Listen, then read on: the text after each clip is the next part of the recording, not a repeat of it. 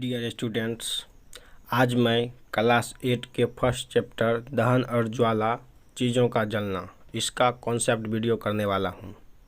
इस अध्याय के सभी वीवीआई पॉइंट आपको इस वीडियो के माध्यम से मिल जाएगा। इसके पढ़ लेने या याद कर लेने के बाद आपको इस चैप्टर को पूरा रीडिंग देना नहीं पड़ेगा। आप क्रीम खाइए ना कि दूध, अर्थात इस वीडियो के सभी पॉइंट क्रीम हैं। Important point. पहला, दहन। दहन एक रासायनिक अभिक्रिया है। किसी पदार्थ के ऑक्सीजन की उपस्थिति में जलने की क्रिया को दहन कहते हैं। इस क्रिया में ऊष्मा और प्रकाश उत्पन्न होते हैं। दूसरा, जो पदार्थ सरलता से जलता है उसे ज्वलनशील पदार्थ यानी दाह्य कहते हैं, जैसे कागज, लकड़ी, मोमबत्ती आदि ज्वलनशील पदार्थ हैं।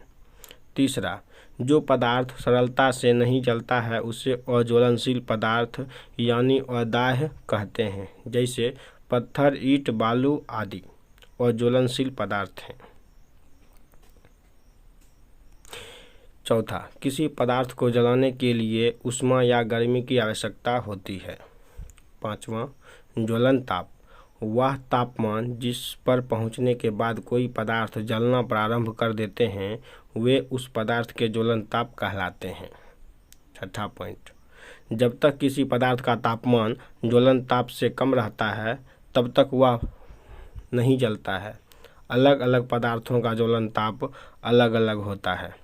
सातवां पॉइंट, जिस पदार्थ का ज्वलन ताप कम होता है उसमें आसानी से आग पकड़ लेती है। आठवां पॉइंट, गर्मियों के मौसम में बहुत अधिक गर्मी पड़ने के कारण कुछ स्थानों में सूखी घास में आग पकड़ लेती है, जिससे पूरा जंगल आग की लपेट में आ जाता है, जिसे दावानल कहते हैं।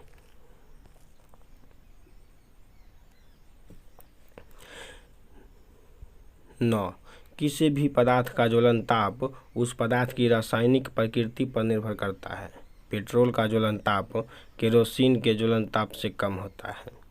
10वां, जलने की क्रिया में निम्नलिखित 3 चीज़ों की आवश्यकता होती है। पहला, ज्वलनशील पदार्थ का होना। दूसरा, ज्वलन ताप तक पहुंचने का उपाय। तीसरा, हवा की ज़रूरत। 11वां, ठंड के मौसम में वातावरण का ताप कम होता है लेकिन नमी रहती है। बरसात में नमी ज़्यादा होती है। गर्मी के दिनों में नमी की मात्रा कम रहती है तथा वातावरण का तापमान ज़्यादा होता है, इसलिए आग की संभावना गर्मी में ज़्यादा होती है। 12वां, लाल फास्फोरस का इस्तेमाल करके पहली बार सेफ्टी माचिस कार्ल लुंडस्टॉन ने 1855 ईस्वी में स्वीडन में बनाई थी। 13वां, मोम एक ईंधन ऊर्जा का रूप है तथा हाइड्रोकार्बन भी है जो हाइड्रोजन तथा कार्बन से मिलकर बना होता है।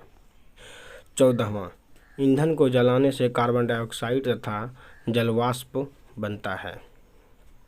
15वां, आग बुझाने वाले संयंत्र को अग्निशामक कहा जाता है। ये 2 तरह के होते हैं, एक जिसमें कार्बन डाइऑक्साइड गैस उच्च दाब पर भरा होता है तथा दूसरा जिसमें कांच की एक शीशी में अम्ल और जिस पात्र में कांच का बोतल रखा होता है उसमें सोडियम बाइकार्बोनेट NaHCO3, यहाँ 3 छूट गया है, का विलयन रखा होता है और कार्बन डाइऑक्साइड CO2, वहाँ 2 होना चाहिए 14 नंबर में, वो भी छूट गया है मिस्टेक से।